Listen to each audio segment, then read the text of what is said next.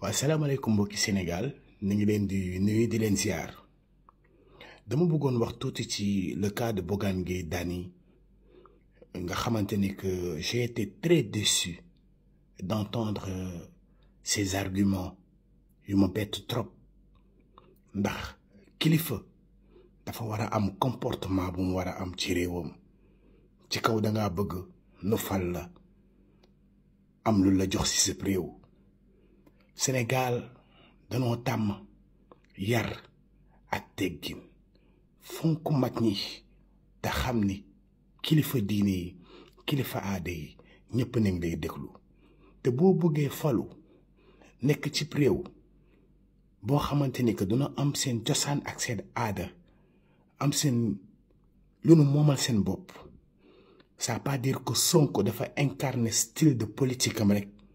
Bougane nga ni tey nga def comme Sonko tey mën nañ wax ni da nga bëgg nekk Sonko numéro 2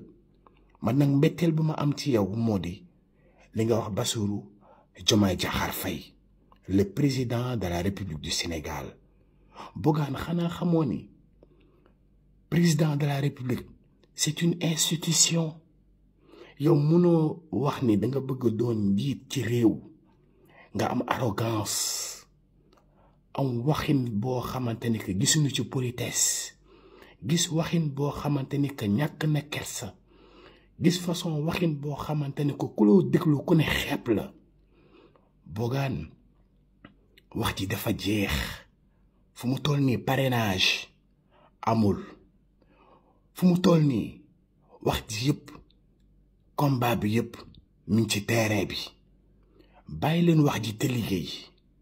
ndax gis nga yàlla def na ci xol yi Bassirou Diomaye Diakhar Faye président de la République ba noppi yàlla def na xol yi ci président Ousmane Sonko te loolu la yàlla dogal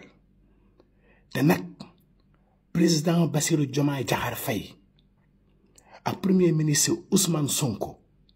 daan na leen jël bu nu dootul miim sànni karawaas way daw kon ko yabul xam sa bopp Bougane li ma lay wax leen rek la am yar dafa am solo ci mim réew te nag wax fa dëgg yàlla soxla nañ ko ci yow jërëjëf.